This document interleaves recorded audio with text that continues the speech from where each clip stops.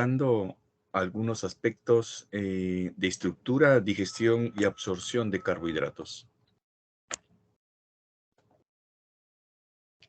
Estas son algunas características generales, ¿no? Que son compuestos orgánicos donde predominan tres elementos, carbono, hidrógeno y oxígeno, mayormente solubles en agua. Recuerden que esa es la gran diferencia con las proteínas, que son las únicas que tienen nitrógeno, conocidos también como carbohidratos o hidratos de carbonos o glúcidos, ¿no? Por su composición química. Su rendimiento energético es, como dijimos la vez pasada, en energía neta disponible, ¿no? 4 calorías por gramo de carbohidrato, y se clasifican de manera clásica en monosacáridos, olisacáridos y polisacáridos. Recuerden que los monosacáridos son azúcares simples, muy solubles en agua, aldehídas o cetonas de un alcohol polivalente que tienen poder reductor, se agrupan en aldosas y cetosas, y por el número de carbonos en triosas, tetrosas, pentosas y hexosas, ¿no? Vamos a hablar más de las hexosas. Y los polisacáridos son los compuestos más complejos, formados por un gran número de azúcares simples unidos por enlaces glucosídicos. Recuerden que nosotros en los alimentos tenemos a polisacáridos, ¿no? Vamos a tener un polisacárido de origen animal y un polisacárido de origen vegetal. El de origen animal, glucógeno, y el de origen vegetal, almidón, clásicamente en los alimentos. Estos se pueden agrupar en homopolisacáridos en relación al almidón, glucógeno, dextrano, celulosa, que son otro tipo de polisacáridos que existen también en la naturaleza, en las de origen vegetal. Y heteropolisacáridos cuando están mezclados, ¿no? Con otros componentes y forman ácido hialurónico y sulfato de condroitina. El almidón, que es de origen vegetal, es un polímero de glucosa. Y este polímero de glucosa, al igual que como todo polisacárido, tiene dos tipos de enlace. Un enlace 1,4 y un enlace 1,6. Enlace 1,4 que establece cadenas lineales y enlaces 1,4-6 que establece cadenas ramificadas. El almidón es la reserva energética de las plantas y principal fuente de glucosa de nuestro organismo. Se reconocen dos formas moleculares de amilosa, de forma helicoidal, con 1000 unidades de glucosa en la papa y 4000 en trigo, por ejemplo, y la amilopeptina, que es la forma ramificada y la más abundante. Aquí hay que recordar que cuanto más ramificada esté el almidón, más lenta es su absorción. Y de ahí la importancia de que esto sea la principal recomendación en las personas para fomentar un adecuado estado de salud. La digestión de los carbohidratos debe ser de absorción lenta.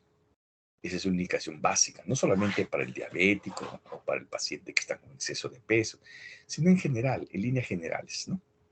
Y la absorción lenta se debe al grado de composición de la amilopeptina que tiene las cadenas ramificadas.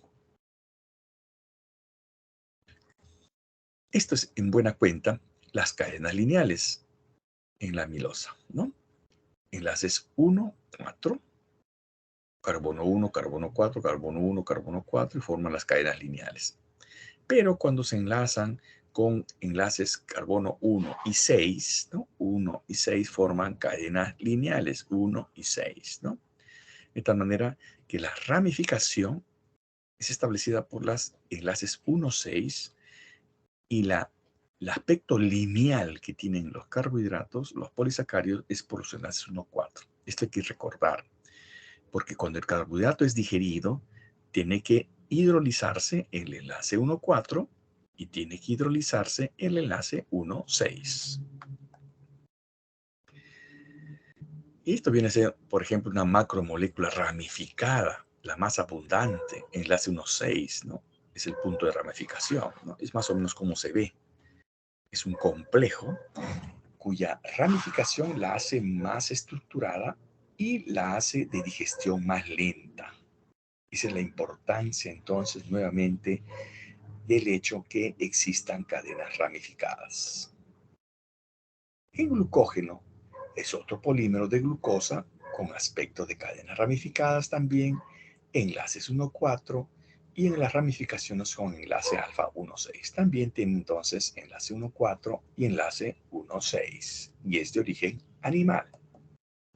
Estos son los gránulos de glucógeno que se pueden encontrar, ¿no?, en los tejidos, en la microscopía. Entonces, acá recordar que los carbohidratos nosotros generalmente lo ingerimos como polisacáridos. Esos polisacáridos es el almidón o es el glucógeno. De tal manera que en los carbohidratos vamos a repasar, al igual que en las grasas y en las proteínas, cómo se digieren, cómo se absorben y cómo se utilizan en el metabolismo. En la parte bioquímica de la oxidación de nutrientes, hay que recordar que es un mecanismo que implica consumo de oxígeno. Esa es la parte básica. Nosotros tenemos como seres humanos un metabolismo predominantemente aeróbico. Y por eso es que este metabolismo aeróbico nos permite activar vías metabólicas finales comunes como el ciclo de Krebs y la cadena respiratoria, que es una serie de secuencias de citocromos que terminan con el aceptor final de oxígeno, formando agua.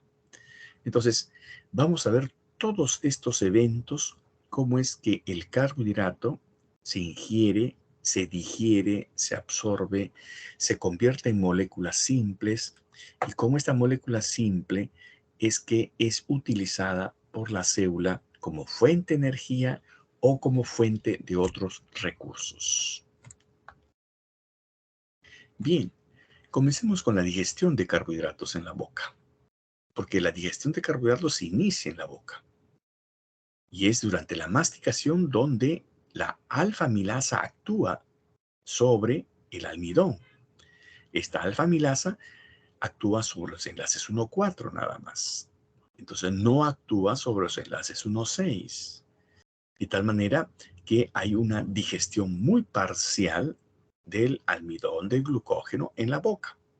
Porque inmediatamente, pasada la masticación, pasa a la cámara gástrica, donde el pH ácido inactiva la enzima, porque esta alfa-amilasa requiere un pH alcalino, que es el pH de la saliva. Por eso se activa, pero se inactiva inmediatamente, pasa a formar el contenido gástrico por el pH ácido. Entonces, la digestión de carbohidratos se inicia en la boca por la llamada alfa-amilasa o también llamada tialina. Tialina, que es un componente de la saliva. Esta es una vez más cómo es que la digestión tiene que hidrolizar enlaces 1,4, ¿no? Y al hidrolizar el enlace 1,4, ustedes pueden ver acá en el ejemplo, si se hidroliza a este nivel, se libera una glucosa. Si se hidroliza a este nivel, se libera dos glucosas, lo cual forma una maltosa. Y si se libera a este nivel, se liberan tres moléculas de glucosa unidas por enlace 1,4 que se llama maltotriosa. Se ha demostrado que la actividad de la amilasa va disminuyendo conforme se va acercando al lugar donde está el enlace 1,6, el enlace ramificado.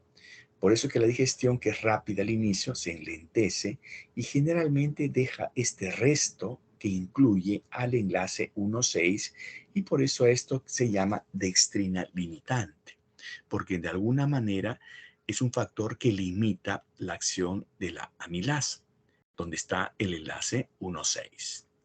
Entonces, los productos consecuencia de la digestión de la amilasa es la glucosa, la maltosa, la maltotriosa y la dextrina limitante o dextrina límite.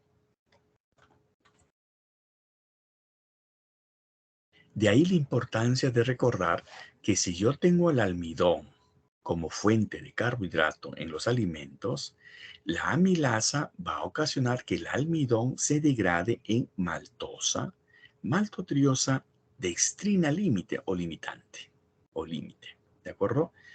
Y de ahí, gracias a una alfa-glucosidasa en el borde en cepillo, ¿no?, que es en el borde en cepillo, es que finalmente se degrada la maltosa, la maltotriosa y la dextrina limitante en glucosa. Al final, el almidón se convierte en un monosacárido que es la glucosa. Sin embargo, si el carbohidrato es lactosa, como sucede en los primeros años de vida, que es la fuente, el carbohidrato de la leche, la lactosa encuentra a nivel del lumen intestinal la lactasa, una alfa-lactasa que degrada la lactosa en galactosa y glucosa. O sea, convierte dos monosacáridos. Y si tenemos en el alimento el azúcar de las frutas, que es la sacarosa, el carbohidrato de las frutas, esta sacarosa también encuentra en el borde en cepillo la enzima llamada sucrasa o sacarasa. De tal manera que la sacarasa degrada a la sacarosa en una molécula de fructosa y glucosa. Entonces, ¿qué tenemos acá? Que la digestión del carbohidrato va a depender del tipo de carbohidrato. Pero al final, estas moléculas que son más complejas, especialmente el almidón, que es un polisacárido, porque la lactosa es un disacárido, ¿no? Entonces, estas moléculas complejas se convierten en moléculas más simples, monosacáridos, glucosa fundamentalmente, pero también galactosa o fructosa de acuerdo a la fuente de carbohidratos. Entonces, el proceso de digestión se cumple convertir elementos complejos en elementos más simples para que estos se absorban a nivel intestinal. Entonces, ¿qué tenemos en el borde del cepillo? Los monosacáridos, glucosa, galactosa y fructosa. ¿Cómo es que se absorben a través del enterocito estos elementos? Acá es interesante recalcar que en realidad pueden absorberse la glucosa, galactosa, digamos, por efecto de concentración, pero no es pues un mecanismo importante. Acá el mecanismo más importante de absorción de la glucosa y la galactosa es un mecanismo de transporte activo. ¿En qué consiste un mecanismo de transporte activo en el cual se consume energía? Es que hay un symporter, un mecanismo de cotransporte entre glucosa y galactosa con el sodio. Es decir, este transportador tiene dos receptores, uno para el sodio y otro para la glucosa o la galactosa. Cuando hay presencia de cantidades equimolares entre el sodio y la glucosa o la galactosa, este transportador se activa y gira hacia el interior, llevando la glucosa al interior de la célula y el sodio también al interior de la célula. La glucosa inmediatamente es captada por el otro transportador que lo lleva hacia el polo vascular, que en este caso es lo que va formando la vena porta. ¿Qué pasa con el sodio? Recuerden que el sodio es un elemento osmótico, jala agua. Al absorberse, jala agua. Por eso que inmediatamente la célula se da cuenta que está aumentando el volumen citosólico, inmediatamente activa la bomba de sodio-potasio, que consume ATP y permite inmediatamente la salida del sodio y el ingreso del potasio, y mantiene el equilibrio iónico entre el intra y el extracelular. Por eso es que requiere que salga. Ya cumplió su papel el sodio en meter a la glucosa. Una vez que cumple el papel de meter a la glucosa, ya sale el sodio. Recuerden que jala agua. Esto es muy importante que recuerden porque esta es la base fundamental para comprender cómo es que las sales de rehidratación oral que salvaron miles de vidas en Bangladesh, la epidemia del cólera y acá en el Perú también, cumplen su efecto. Porque las sales de rehidratación oral contienen cantidades equimolares de sodio y glucosa. Entonces, al meterse la glucosa y el sodio, ¿no? Le proporciona electrolitos y agua y le proporciona glucosa que le proporciona energía a la persona que se deshidrata. ¿Y por qué este mecanismo es importante en la diarrea que causa deshidratación? Porque este transportador se mantiene sano, se mantiene incolume, se mantiene, digamos, no dañado, ¿no? Mantiene su actividad, aún en la peor diarrea, aún en la peor inflamación. Esa es la base fundamental para comprender la importancia de la utilización hasta la actualidad de las sales de rehidratación oral. Entonces permite el ingreso de sodio, permite el ingreso de la glucosa y es un mecanismo de transporte activo porque se consume energía a través de la bomba de sodio-potasio. Esto es lo que sucede con respecto a la glucosa y a la galactosa. Con respecto a la fructosa, el mecanismo es un poco más sencillo, pero no menos complejo o menos problemático, digamos. ¿Por qué? Porque la fructosa se absorbe de acuerdo a la concentración que llega al lumen intestinal. Más fructosa llega, más fructosa pasa por su transportador y de ahí sale inmediatamente al polo vascular. ¿Esto qué quiere decir? Que nosotros absorbemos la fructosa que consumimos, que no es el caso de la glucosa y la lactosa. Por eso que hay que tener cuidado de no excedernos de fructosa, como vamos a ver. No estoy hablando de la fructosa de las frutas, eso sí, porque la fructosa en las frutas es de baja cantidad. Me estoy refiriendo a lo que a la fructosa que es utilizada como un jarabe edulcorante, o mejor dicho, que le da el sabor a la mayor parte de las bebidas que ustedes toman, ¿no? El Tampico, el Pulpín, todas esas bebidas que vienen en frasco tienen jarabe de fructosa.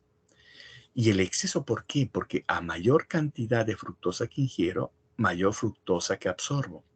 Y vamos a ver que la fructosa es, desde el punto de vista metabólico, irreverente, porque inmediatamente termina en productos finales y vamos a ver, y me adelanto acá, forma gran cantidad de triglicéridos y forma ácido úrico. Y esto es un problema de salud, digamos, para la persona que lo consume en exceso. Entonces, muy importante recordar cómo se absorben los monosacáridos, un mecanismo de transporte activo para glucosa y galactosa, y un mecanismo de difusión facilitada para la fructosa. Ustedes pueden ver que los transportadores de glucosa son necesarios, pues los monosacáridos para llegar al interior de las células necesitan proteínas transportadoras.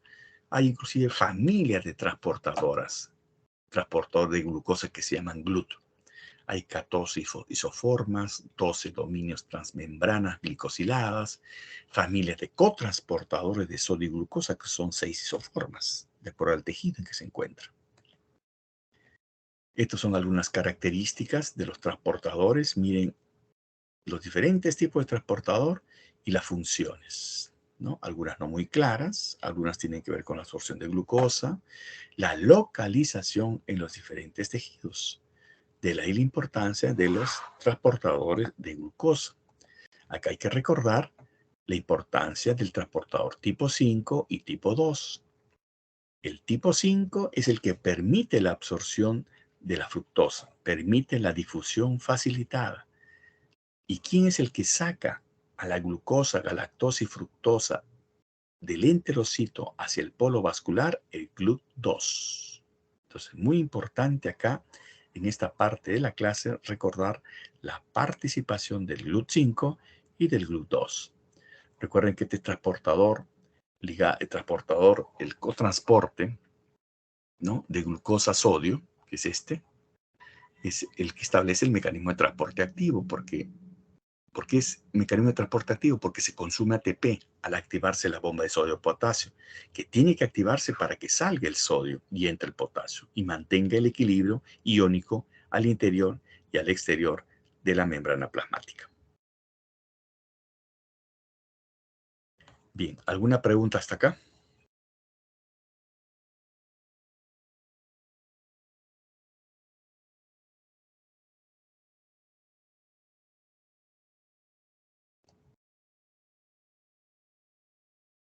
Doctor, disculpe, respecto a lo último que estaba diciendo, ese transportador, ese SGLT1, ese utiliza el transporte activo, ¿no? Disculpe si ahí... Sí, ese es el sistema de cotransporte ligado a la glucosa y sodio, SGLT. El transportador ligado al sodio y glucosa, o sea, el sistema de cotransporte, sodio-glucosa o sodio-galactosa.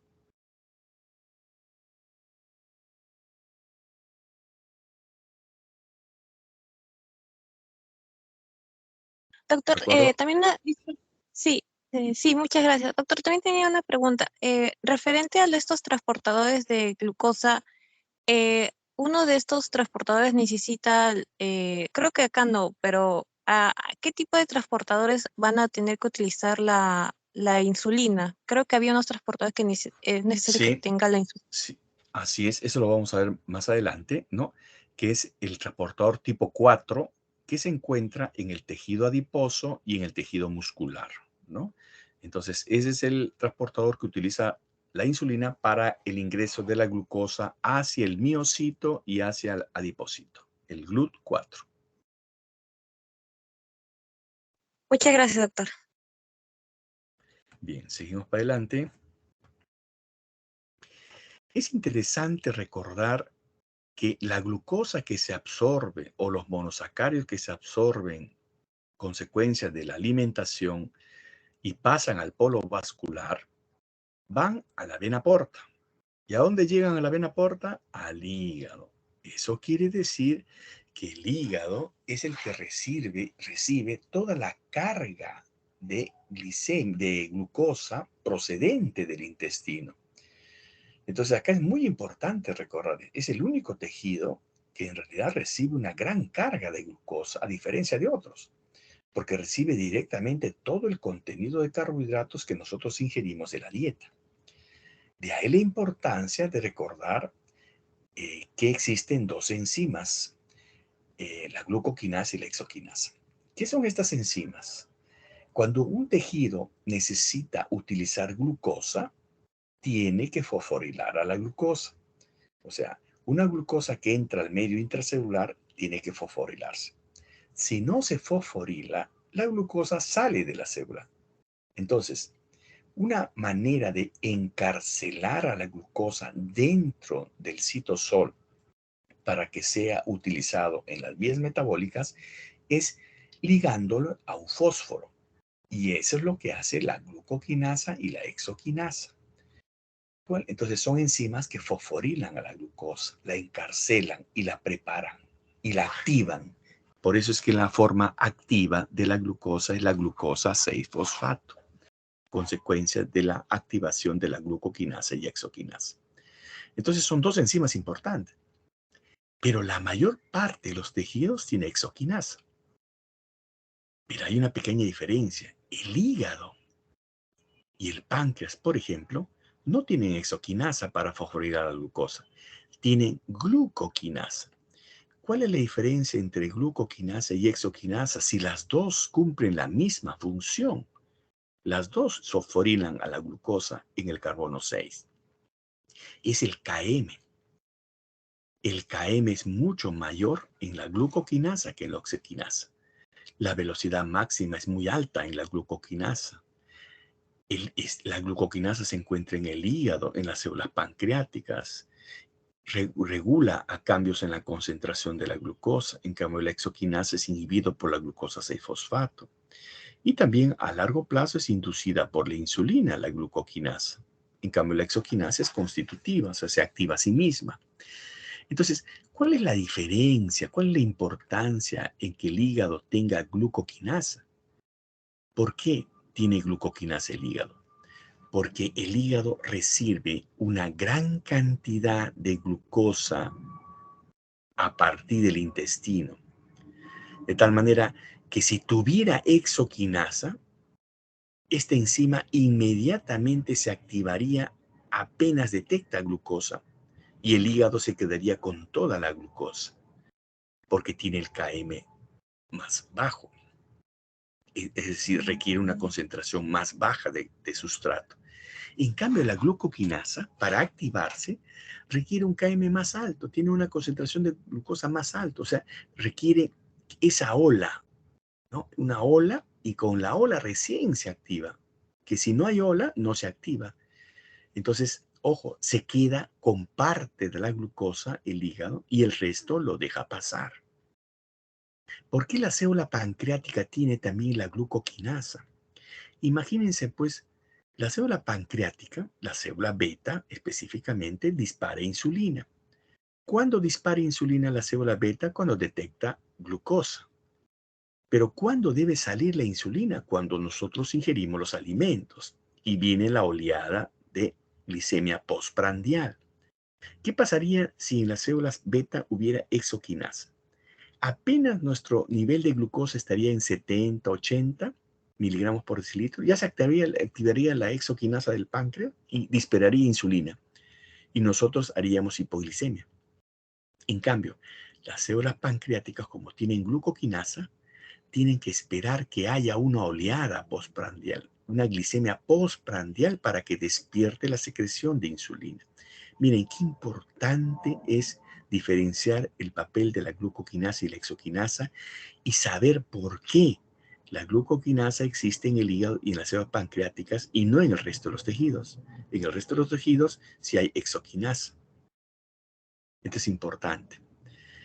Y acá en la otra gráfica ustedes pueden ver cómo la insulina, a través del GLUT4, es que establece, en este ejemplo, que el músculo, ¿no?, capte glucosa.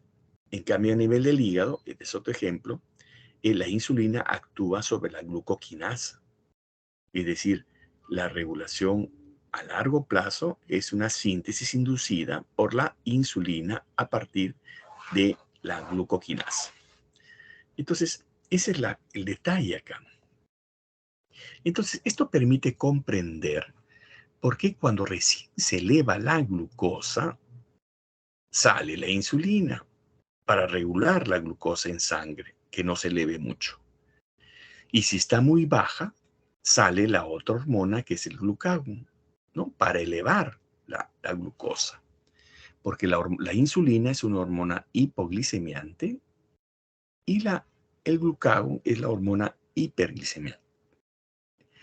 La insulina se secreta cuando hay hiperglicemia postprandial y el glucagón se secreta cuando hay hipoglicemia, ¿no?, en ayuno, por ejemplo, cuando no hay dependencia del contenido intestinal.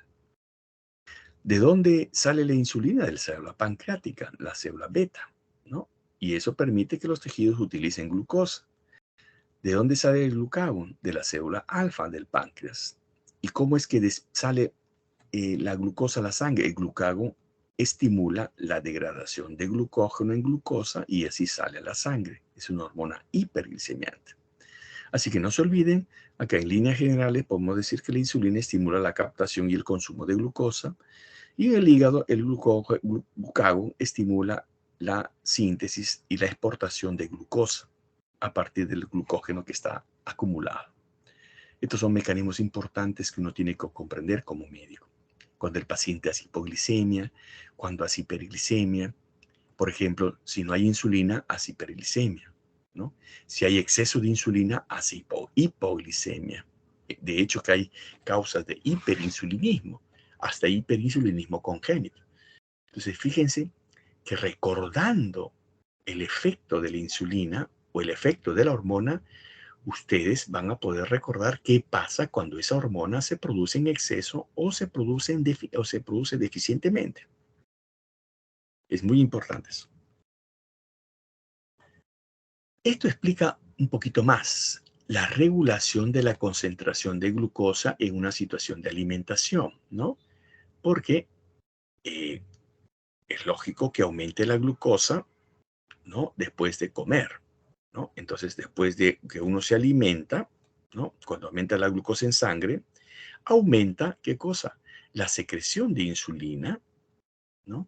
Y esta secreción de insulina lo que hace es permitir la captura de glucosa por los tejidos y así evita la hiperglicemia y regula la glucosa, ¿no es cierto?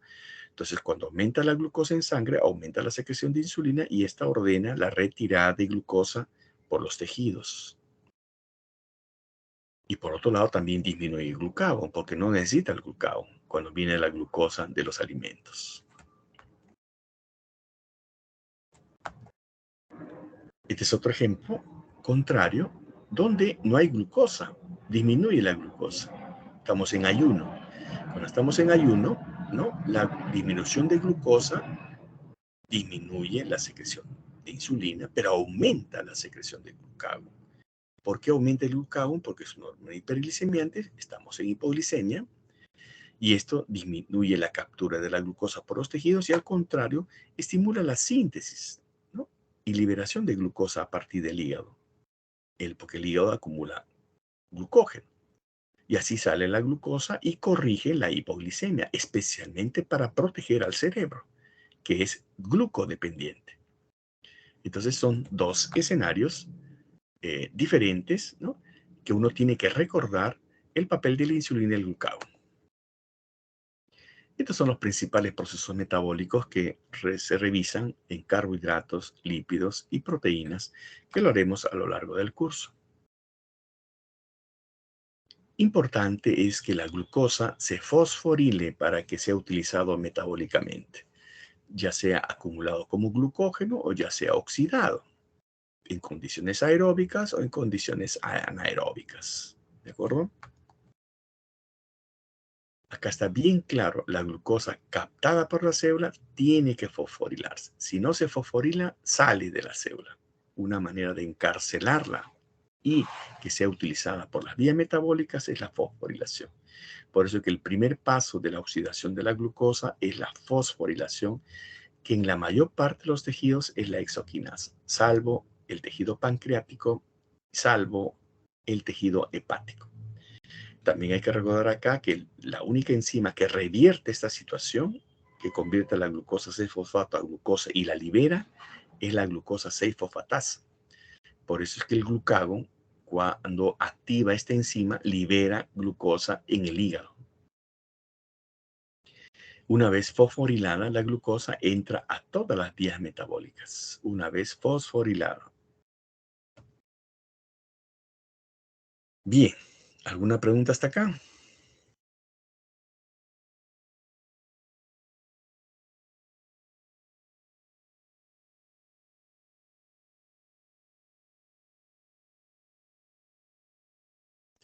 Entonces, si no hay preguntas, vamos a hablar de la principal vía de oxidación de la glucosa. ¿Cuál es la principal vía de oxidación de la glucosa? La glucólisis o vía glicolítica. Esta palabra glicólisis, que viene del palabra griego, glic, que es sweet, y de la palabra lisis, que es disolución, es decir, disolución de lo dulce. ¿Dónde se realiza la glucólisis? En el citosol. Es decir, una célula que tiene más citosol que mitocondria tiene más actividad glicolítica y viceversa. Una célula que tiene más mitocondrias tiene menos citosol. Y si tiene menos citosol, tiene menos glucólisis. Por ejemplo, las células miocárdicas tienen mucha mitocondria y tienen poco citosol. Ojo. En cambio, el eritrocito no tiene mitocondrias, tiene puro citosol. Es más dependiente de glucólisis. Muy importante ese concepto. Consta de 10 reacciones enzimáticas donde una glucosa de 6 carbonos se fracciona en 2 moléculas de piruvato que tienen 3 carbonos. En líneas generales se consumen 2 ATPs, que son las monedas energéticas que les expliqué en la clase pasada, y se genera 4 ATPs y 2 equivalentes reductores, que son los que en la cadena respiratoria ocasionan por cada vuelta 3 ATPs. Si son 2 NAT que se van a la cadena respiratoria, son 2 por 3, 6. 6 más 4, 10. 10 menos 2, 8. Entonces, netamente se producen 8 ATPs en una glucólisis aeróbica, cuando hay presencia de oxígeno. Entonces, la glucólisis o vía de Ender-Meyerhof-Parnas es la primera etapa oxidativa de la glucosa, de gran dependencia cuando existen pocas mitocondrias, ¿ok? Porque hay poco citosol. ¿Dónde ocurre eso? En la médula renal, testículo, leucocitos, fibras musculares blancas, ¿no? En el tejido miocárdico. La córnea, el cristalino y ciertas regiones de la retina reciben un suministro de sangre limitado, por lo tanto dependen de la glucosa, más que otros tipo componentes celulares. Y los tejidos que dependen de la glucosa utilizan alrededor de 40 gramos de glucosa al día. Esta es la vía glicolítica. Este está en el libro de Harper, ¿no? Clásicamente. La glucosa se fosforila gracias a la exoquinasa en presencia de ATP y logra convertirse en glucosa 6-fosfato. ¿Cuál es el siguiente objetivo? Incorporar un fósforo más. ¿Por qué? Porque solamente incorporando un fósforo más se convierte en una molécula que tiene 6 carbonos y 2 fósforos. Y solamente así una molécula de 6 carbonos con 2 fósforos se puede dividir en 2 triosas. Porque si no incorpora 2 fósforos y al final se divide esta en 2 triosas, una de las triosas no va a tener fósforo y esa triosa no va a ser utilizada metabólicamente. Por eso es que la primera fase, que es una fase de activación, requiere la adquisición de fósforo. ¿De dónde adquiere el fósforo? Del ATP. ¿En qué reacción? En la reacción de glucosa, glucosa 6-fosfato, y la otra reacción es la reacción de fructosa 6-fosfato a fructosa 1,6-difosfato por esta quinasa. Quinasa es participación de fósforo. Cuando escuchan la palabra quinasa es porque está ahí incluido el fósforo. Entonces, de esta manera, la glucosa pasa de glucosa 6-fosfato a fructosa 6-fosfato, se acomoda para recibir al segundo fósforo y se convierte en la fructosa 1,6-difosfato, que finalmente es la que se convierte en 2 triosas, porque el objetivo es formar una exosa que sea capaz de dividirse. Por eso es que incluye 2 fósforos. Y solamente así se divide en las 2 triosas famosas, la dihidroxiacetona-fosfato y la gliceraldehído 3-fosfato. Entonces, ¿por dónde sigue la vía metabólica? Generalmente sigue por la gliceraldehído 3-fosfato. ¿Qué es lo que pasa con la dihidroxiacetona-fosfato? Depende del tejido donde se encuentra, porque si estamos en el adipocito, esta dihidroxiacetona-fosfato se convierte en glicerol y el glicerol va a recibir los ácidos grasos y se convierte en grasa. Pero si no está en el adiposo, esta dihidroxiacetona-fosfato se convierte también en otra molécula de gliceraldehído 3-fosfato. De tal manera que acá se forman 2 gliceraldehído 3-fosfato. Uno que viene directamente de la fructosa 1,6-difosfato y otra que viene de la dihidroxiacetona-fosfato. ¿De acuerdo? Entonces, esta gliceraldehído 3-fosfato es sujeto de un proceso de óxido-reducción que es muy importante. ¿Qué significa proceso de óxido-reducción? Liberación de protones. Cuando hay liberación de protones siempre aparecen las coenzimas. Y acá la coenzima que recibe al protón es el NAD, la nicotinamida adenina dinucleótido. Recibe al NAD, se convierte en NAD reducido. Y acá, esta gliceraldehído 3-fosfato incorpora fósforo en un enlace macroérgico. De tal manera que el producto, que el 1,3-bifosfoglicerato, contiene uno de los enlaces fosfóricos con un enlace macroérgico. ¿Qué quiere decir eso? Que si se hidroliza esto, se libera energía. Pero por otro lado, no hay que olvidar que acá se produce el NAD reducido. Normalmente las coenzimas reducidas, ¿dónde se oxidan? En la cadena respiratoria.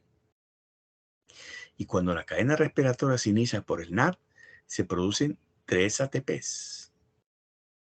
Como acá se formaron 2 gliceraldehído 3-fosfato, se forman 2 productos que son 2,1,3-bifosfoglicerato. Y se liberan 2 coenzimas reducidas. Y como son 2 coenzimas reducidas, no se producen 3 ATPs. Como son 2, se producen 6 ATPs. Miren, qué importante esta vía de óxido-reducción. Y la que sigue, no menos importante, acá se formó el enlace macroérgico. De tal manera que la siguiente reacción, gracias a una quinasa, fosfoglicerato quinasa, se hidroliza este enlace macroérgico y se libera el primer ATP directamente.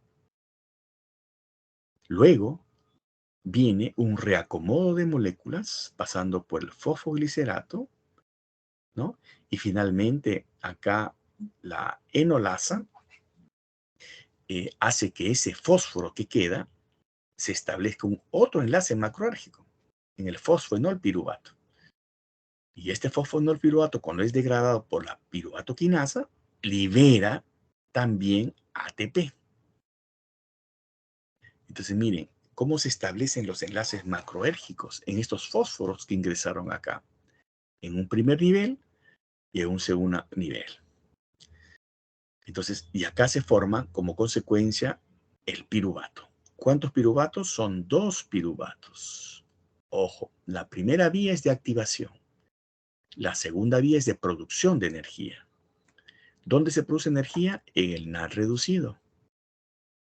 En el ATP, que se forma acá, gracias a la fosforilación y en el ATP, que se forma gracias a la piruvatoquinasa. Entonces, son 2 reacciones directas de ATPs, ¿no? Pero recuerden, la vía a partir de acá es doble. Son 2 piruvatos. Son 2 coenzimas reducidas. Son 2 ATPs acá. Son 2 ATPs acá. Entonces sumen 2 ATPs acá, más 2, 4. 4 más 6, 10. Menos 1, menos 2, 8. ¿Cuántos ATPs se producen cuando hay presencia de oxígeno? 8 ATPs. ¿Y por qué el oxígeno? Porque el oxígeno es el receptor final de la cadena respiratoria y permite la reoxidación del NAD. Si no hay reoxidación del NAD, todo el NAD se convierte en NAD reducido y se paraliza la reacción acá. Y eso sucedería cuando no hay oxígeno. Pero esta vía tiene una alternativa. Cuando no hay oxígeno, este NAD, como no puede entrar a la cadena respiratoria, este NAD es utilizado inmediatamente por un proceso llamado fermentación láctica, donde el piruvato se convierte en lactato. Y esta reacción permite la reoxidación de NAD reducido en NAD para que este NAD oxidado sea nuevamente utilizado en la siguiente reacción. Entonces, ojo, el destino del NAD reducido en presencia de oxígeno es hacia la cadena respiratoria a producir ATP. Pero en ausencia de oxígeno, el NAD reducido va hacia la fermentación láctica, sin producción de energía, solamente a reoxidarse y formar lactato. ¿Esto qué quiere decir? Cuando hay anaerobiosis, o sea, cuando hay hipoxia, hay mayor fermentación láctica y hay mayor formación de lactato. A mayor anaerobiosis, mayor formación de lactato. Y eso es un metabolito importante, ¿no? Cuando uno tiene una persona con mayor cantidad de lactato es porque está en anaerobiosis. Es lo primero que uno piensa. Claro que hay alteraciones genéticas también, enzimáticas, ¿no? Pero cuando hay oxígeno, eso no sucede en la fermentación láctica, porque el NAD reducido se reoxida en la cadena respiratoria. Bien, espero que no estén así. Repetimos otra vez.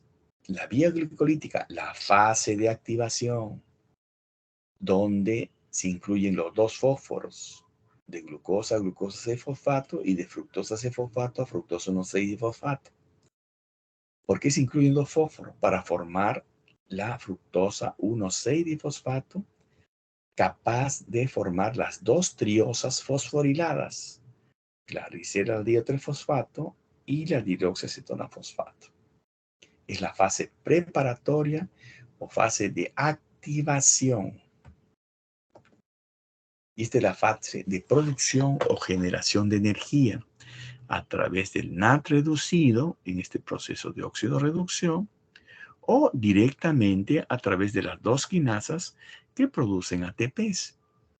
Esta es la conversión oxidativa del gliceraldehído 3-fosfato, que son 2, a piruvato, con formación de ATP y NAD reducido, recuerden. Y esta es la famosa fermentación láctica que se activa en condiciones anaeróbicas, ¿de acuerdo? Un ejemplo bien claro es cuando nosotros hacemos ejercicio, ¿no? Y sabemos ventilar bien, entonces nuestro oxígeno, tenemos suficiente cantidad de oxígeno para seguir oxidando participando en nuestro metabolismo aeróbico. Pero cuando se va agotando el oxígeno, se va acumulando lactato. Entonces, a mayor lactato, mayor fatiga muscular. Es bien interesante. ¿Y por qué fatiga muscular? Porque falta oxígeno, porque nos vamos cansando, porque vamos agotando el oxígeno. Es muy importante, entonces, que recuerden la fermentación láctica. Enzima deshidrogenasa láctica, ¿no? Ya ustedes van a ver en la clínica que la deshidrogenasa láctica está, por ejemplo, aumentada, ¿no? En algunos cánceres, ¿no? Porque el metabolismo generalmente de los cánceres es anaeróbico. Es un dato que ustedes van a aprender poco a poco y hay muchas aplicaciones sobre esto. Bien. Ahora, recuerden que la glicólisis se lleva a cabo en el citosol. Entonces, pero el NAT, para ir a la cadena respiratoria, tiene que introducirse en la mitocondria. ¿Qué resulta? Que la mitocondria no permite la entrada del NAT reducido porque es impermeable. Entonces tiene que utilizar una especie de lanzadera. En el proceso aeróbico, los equivalentes reductores del NAT son transferidos al interior de la mitocondria por un proceso de lanzadera. Y hay dos mecanismos. La lanzadera de glicerol fosfato, donde el receptor mitocondrial ya no es un NAT, sino un FAT, y la lanzadera del aspartato malato, donde el receptor mitocondrial es el NAT. ¿Cuál es la diferencia? En la lanzadera de glicerol fosfato, como les decía, el NAT reducido del citosol transfiere los protones al FAT, y el FAT cuando llega a la cadena respiratoria ya no produce 3 ATP, sino 2. Y eso es a través de esta reacción de dioxacetona-fosfato y glicerol 3-fosfato. A diferencia del malato, donde el NAT reducido transfiere los electrones a otro NAT intramitocondrial. Y este NAT sí llega a la cadena respiratoria. Felizmente, esta lanzadera es utilizada en mayor proporción por el cuerpo, más del 70% de utilidad en esta lanzadera. Por eso es que se contabiliza el NAT reducido de la vía glicolítica como un NAT que llega a la cadena respiratoria, por la famosa lanzadera del malato, donde hay esta reacción conocida de oxalacetato a malato y de malato a oxalacetato para permitir la llegada del NAT reducido hacia el NAT mitocondrial. Entonces, no se olviden, en el caso de la lanzadera de glicerol fosfato, la coenzima receptora en la mitocondria es el FAT, pero en el malato, la coenzima receptora es el NAT, que es la que más se utiliza. Hay otros procesos de utilización de las lanzaderas, como la oxidación del alcohol, ¿no? Y eso lo vamos a comentar en algunas clases después. Y la formación de glucurónidos, ¿no? Para eliminación de bilirrubinas, hay una conjugación con el ácido glucurónico con la producción de NAT reducido. Y ya vamos a ver la vía del ácido glucurónico. También recordar cómo la oxidación del etanol y la conjugación del fármaco son propiedades del hígado. Cuando los dos procesos se dan simultáneamente, puede superar la capacidad combinada de lanzaderas, ¿no? De tal manera que acá es importante, ¿no? Tener en cuenta por qué a veces cuando consumimos alcohol no permitimos la degradación de otro componente que puede ser un medicamento. Por eso es que a veces no es conveniente mezclar alcohol con medicamentos. Entonces, por ejemplo, no se puede mezclar la administración de fármacos con el barbiturato, con el barbitúrico, con el consumo de alcohol, porque potencia la acción del barbitúrico. Bien, entonces recuerden, la fase de activación hacia glucosa, fructosa 1,6-fosfato, se forman las dos triosas, continúa por la gliceraldehído 3-fosfato hacia la formación de piruvato y lactato según haya o no haya oxígeno. Y bien, recordar que hay una glucólisis o glicólisis aeróbica y anaeróbica. Glicólisis anaeróbica, el piruvato por acción de la lactato deshidrogenasa se convierte en lactato por consumo de NAT reducido. Y la glicólisis aeróbica, el piruvato acetilcoenzima por la acción de la piruvato deshidrogenasa. Nuevamente, fase de activación, fase de generación de energía, para que la tengan bien claro. Y algunos mecanismos de regulación. Es lógico pensar que haya mayor oxidación si hay mayor necesidad de energía. Pero si hay energía, hay menor oxidación. Entonces, por eso es cuando hay exceso de ATP, esto inhibe algunas enzimas, como la fosfofructoquinasa y la piruvato-quinasa. Acá es necesario recordar que hay tres enzimas alostéricas en la vía glicolítica: la exoquinasa, la fosfofructoquinasa y la piruvato-quinasa. Son enzimas que regulan la oxidación de glucosa. Por supuesto, cuando no hay energía, el AMP estimula la fosfofructoquinasa, la fructosa 2,6-fosfato también, el ADP también. Esos son indicadores que se necesita. Los azules se necesita energía. En los rojos tenemos energía, ¿no? Entonces, nuevamente, recordar tres enzimas alostéricas: exoquinasa, fosfofructoquinasa y piruvato-quinasa. La glucólisis se incrementa cuando el citosol hay aumento de la AMP y fructosa 2,6-fosfato. Disminuye cuando se eleva la concentración de ATP, citrato y alanina. Y el glucagón detiene la glucólisis e incrementa la gluconeogénesis.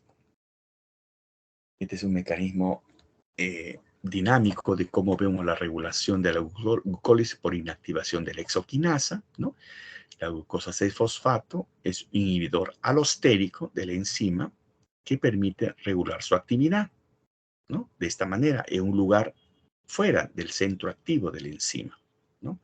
Entonces, este es un ejemplo de regulación de la glucólisis por inactivación de la exoquinasa por la glucosa 6-fosfato, que es un inhibidor alostérico.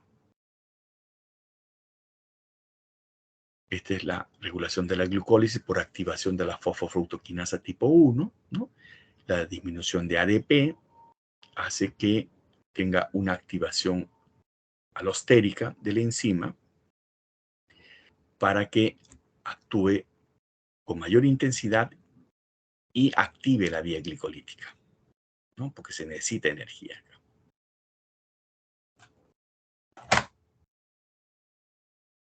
Entonces, así tenemos una serie de ejemplos, ¿no? Como la piruvato-quinasa es inhibida por el ATP, por el citrato, por ácidos grasos, por la acetilcoenzima A, y es activado por la fructosa 1,6-fosfato, por el ADP, por el AMP, y estas, la fosfofructoquinasa y la piruvato-quinasa, regula el flujo de la glucosa 6-fosfato, y la exoquinasa regula la entrada a la vía, es inhibida alostéricamente, como hemos puesto en el ejemplo, por la glucosa 6-fosfato. Y recuerden, niveles altos de NAD reducido detiene la vía glicolítica. Por eso es importante que de manera obligatoria el NAD reducido se reoxide inmediatamente, ya sea en la cadena respiratoria o en la fermentación láctica, para que continúe. Y este es el rol regulador de la fructosa 6-fosfato, ¿no? 2,6-fosfato, que activa a la fosfofructoquinasa y el ATP la inhibe, ¿no? Acá ustedes pueden ver cómo la fructosa 2,6-fosfato en realidad viene a formarse a partir de la fructosa 6-fosfato solamente para acelerar la catálisis, ¿no?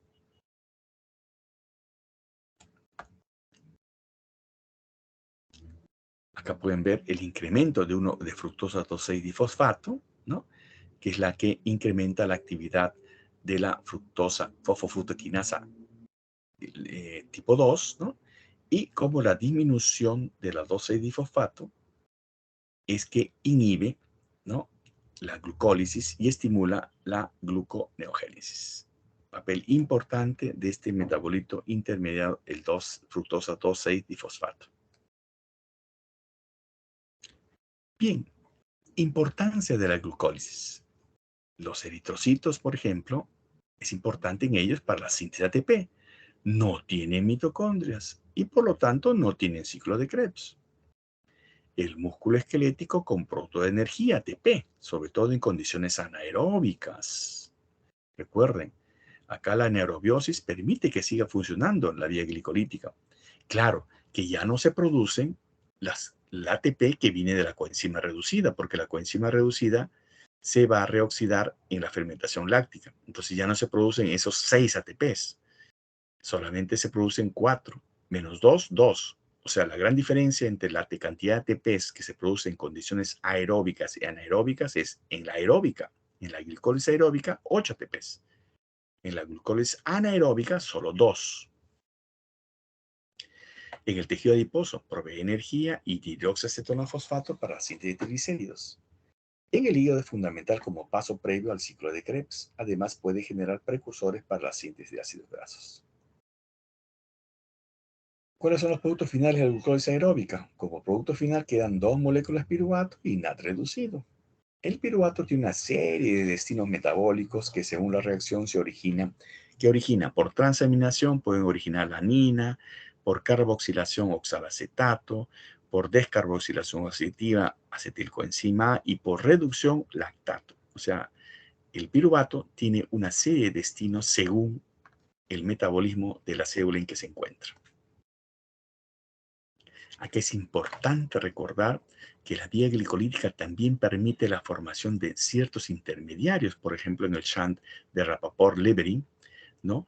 Cómo se forma a partir de 1,3-difosfoglicerato, el 2,3-difosfoglicerato, especialmente en el eritrocito, que influye grandemente en el eritrocito en la afinidad hemoglobina-oxígeno. Muy importante. Es el papel que cumple la vía glicolítica en el eritrocito, porque se relaciona con la afinidad hemoglobina-oxígeno. ¿Cuáles son las consecuencias de las glucólisis aeróbicas? Como producto final quedan 2 moléculas, como les dije, el piruvato y el NAD, y vemos que los destinos pues son los que ya hemos descrito. Acá está. Miren, la glucólisis aeróbica termina donde en piruvato y se mete al ciclo de Krebs y va a la cadena respiratoria. En cambio, cuando hay anaerobiosis, no pasa por acá, sino va a formar lactato. Entonces, esta es la vía anaeróbica y esta es la vía aeróbica.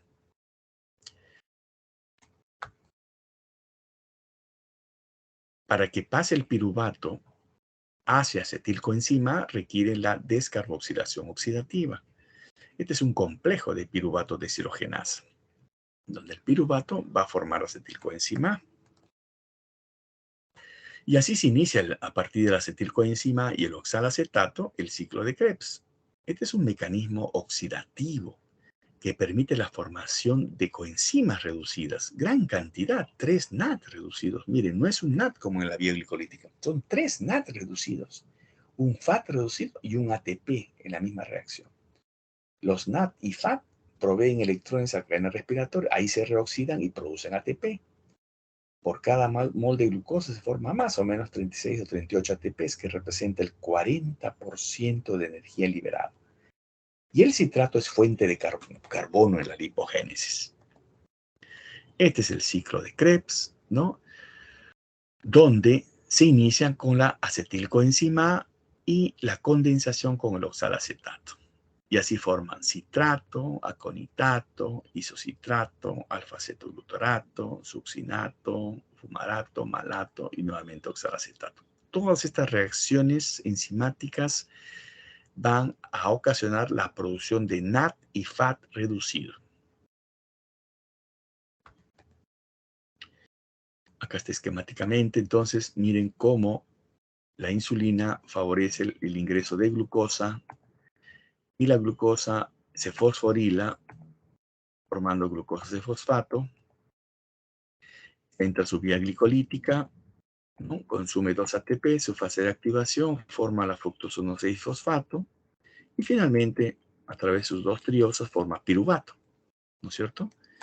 El piruvato también, la reformación de piruvato forma ATP,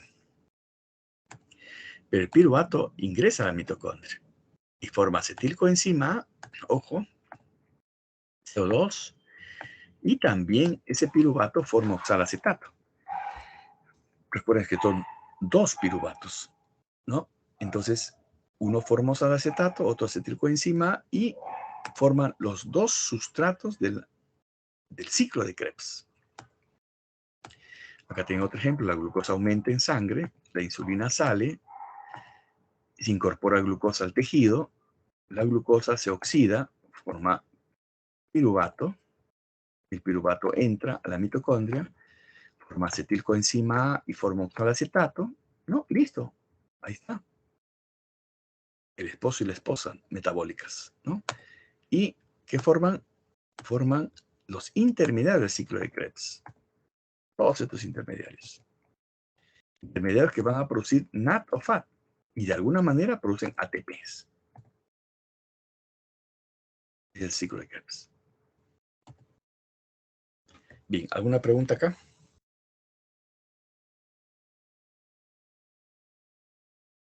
¿Alguna pregunta?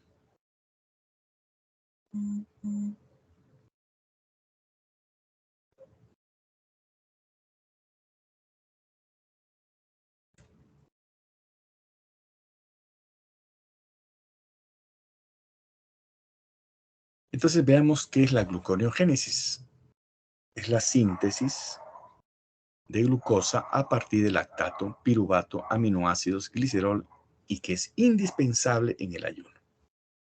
Los niveles de glucosa se mantienen para las células o tejidos glucodependientes gracias a esta formación de glucosa. Es una vía totalmente contraria a la glucólisis, pero que tiene que vencer tres reacciones irreversibles, que son las enzimas alostéricas. ¿Y cuáles son estas enzimas que vencen esas tres reacciones? Es la piruvato carboxilasa, la fosfenolpiruvato carboxiquinasa, la fructosa difosfatasa y la fructoglucosa 6-fosfatasa. Estos son aminoácidos glucogénicos, ¿no? Agrupados de acuerdo al lugar de entrada, a nivel de piruvato, a fase-glutarato. Los aminoácidos se meten en el ciclo de Krebs a diferentes niveles. Miren, a nivel oxalacetato, a nivel fumarato, del alfa-acetoglutarato, del succinilcoenzima A. Y así ustedes pueden ver que hay aminoácidos glucogénicos y cetogénicos, ¿no? En esta vía. Ya van a hablar de la cetogénesis en las grasas. Importante, el ciclo de Cori y de la alanina. Hay dos ciclos donde interviene la gluconeogénesis. El ciclo de Cori y el ciclo de la alanina. En el ciclo de Cori interviene en el músculo, la glucólisis termina en lactato y el hígado en gluconeogénesis. Es decir, la glucosa es utilizada en el hígado produce lactato y el lactato circula hacia el hígado nuevamente, que se convierte nuevamente en glucosa y que sale nuevamente a la sangre. Por eso se llama el ciclo de Cori. Este es un ciclo de relación que mantiene los niveles de glucosa y la oferta de energía hacia el músculo. Y el ciclo de alanina, que es algo parecido, pero con respecto al aminoácido, que interviene en el músculo. La glucólisis termina en piruvato y luego en alanina. Esta circula al hígado y la alanina, ¿no? Lo que hace es transaminar a piruvato y el piruvato formar glucosa. En este caso no es el lactato que se convierte en glucosa, sino la alanina. Y esto es también gluconeogénesis. Este es el llamado ciclo de la alanina. Entonces, en el ciclo de Cori interviene el eritrocito, la glucólisis termina en lactato y el hígado en gluconeogénesis. En el ciclo de la alanina interviene el músculo, glucólisis termina en piruvato y luego la alanina. Y el hígado lo que hace es gluconeogénesis a partir de la alanina. Por supuesto que se estimula la síntesis de urea, porque estamos utilizando alanina. Eso lo vamos a ver en la parte de proteínas. Hay vías alternas de oxidación de glucosa. Una de las vías alternas es la vía de las pentosas. Es una oxidación alterna de la glucosa por la glucosa 6-fosfato deshidrogenasa y origina pentosas y origina NAT-fosfatos reducidos.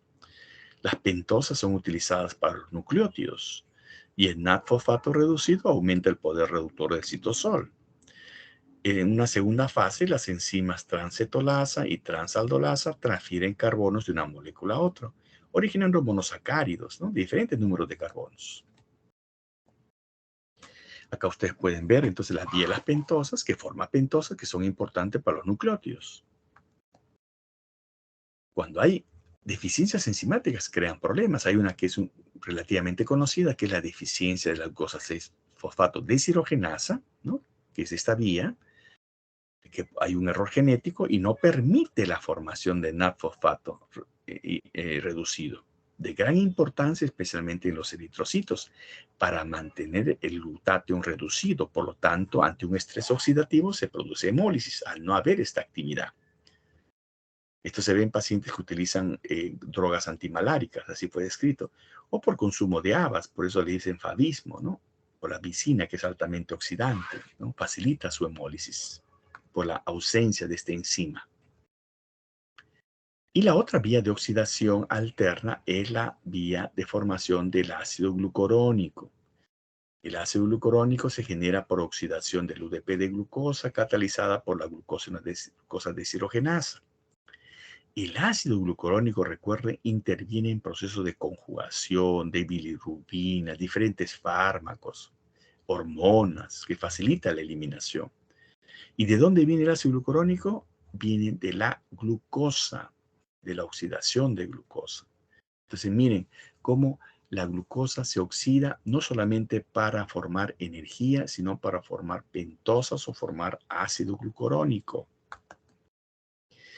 La vía del ácido glucurónico, por supuesto, en otros animales de la escala animal, ¿no? En la escala tenemos, a diferencia de los primates y los humanos, ¿no?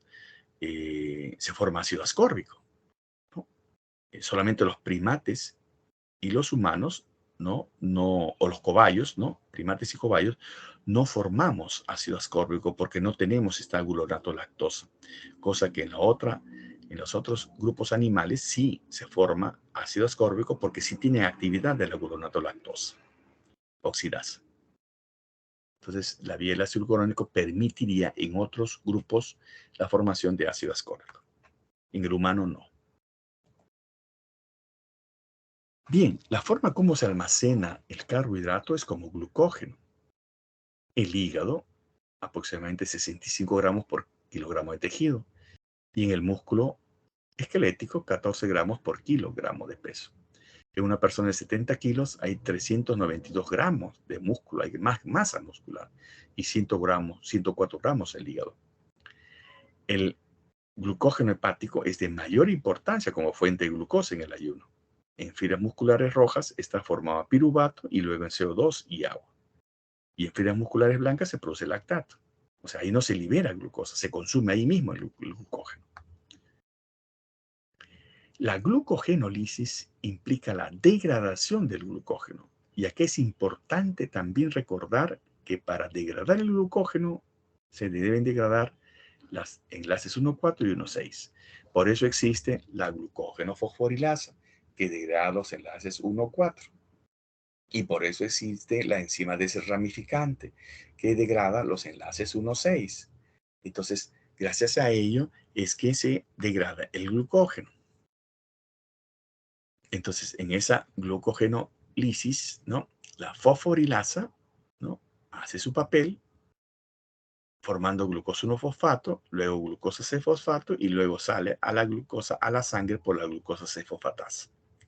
Recuerden, la glucosa fosforilada se desliga del fósforo y sale a la sangre. Es el único requisito. Porque el carcelero de la glucosa intracelular es el fósforo.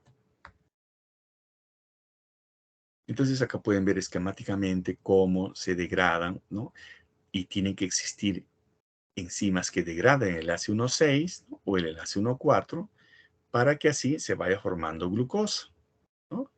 Hay actividad glucosinasa, por supuesto, ¿no? Esa glucógeno fosforilasa y esa enzima desramificante que son las responsables de la hidrólisis de ambos enlaces. En cambio, la glucogénesis también tiene sus pormenores, ¿no?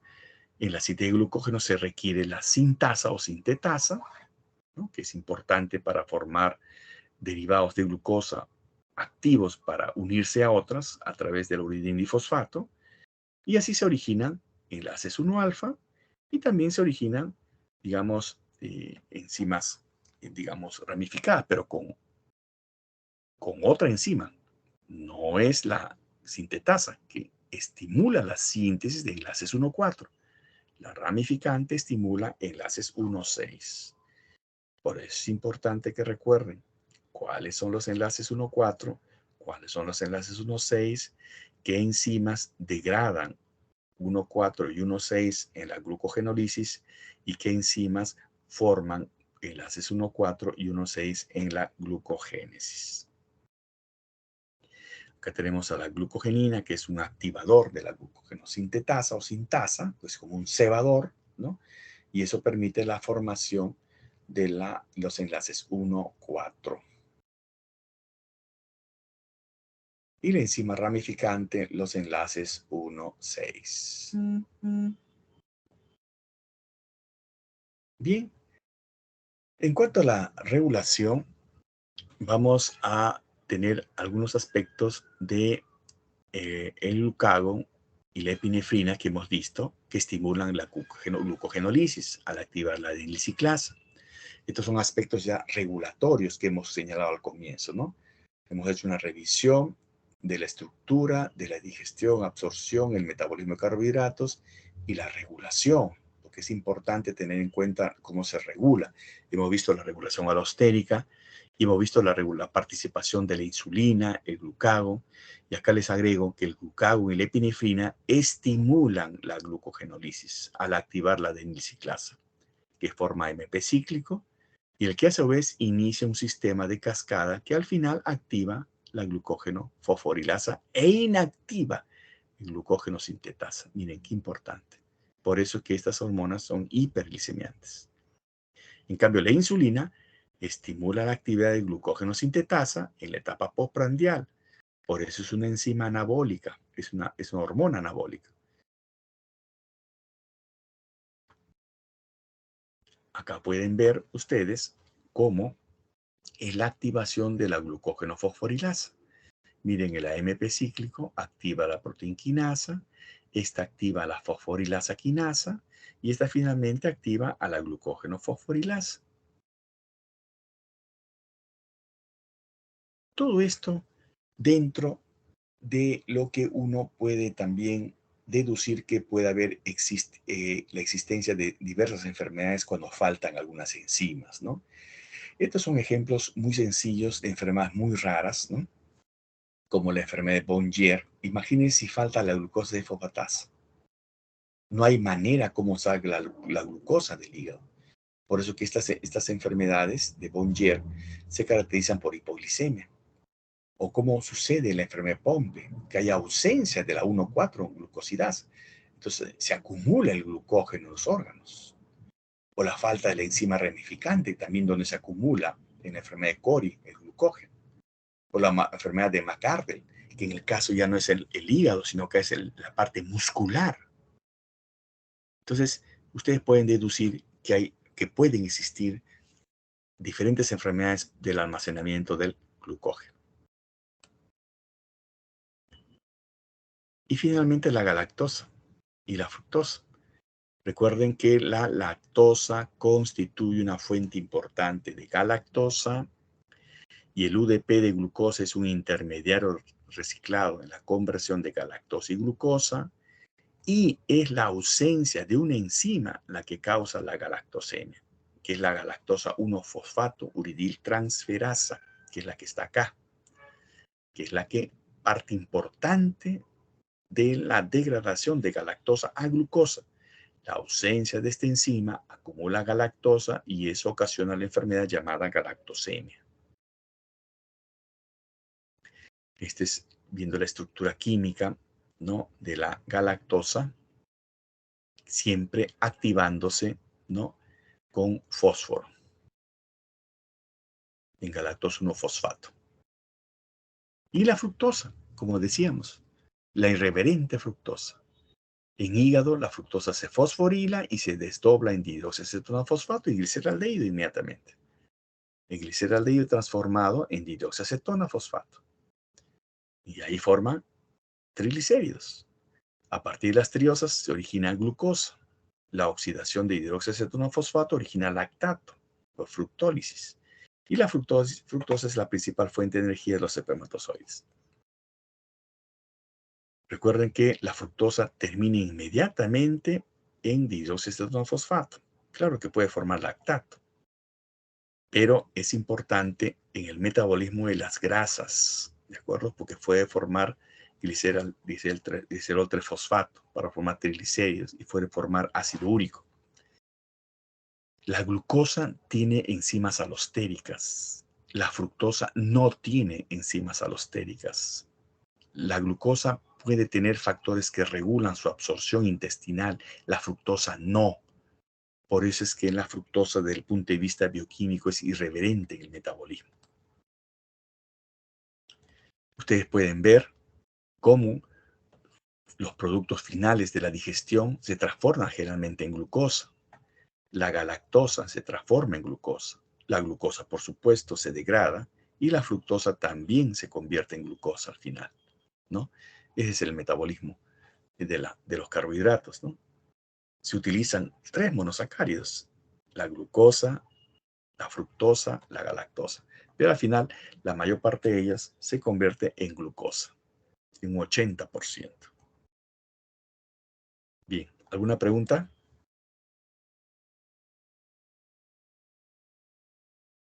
¿Alguna pregunta?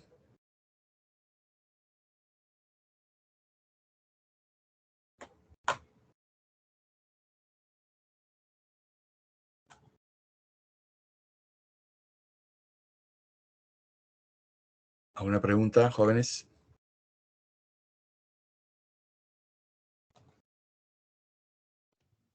Todo Delegado. claro, doctor. Ya. Entonces, si no hay preguntas, ahí quedamos, ¿ya?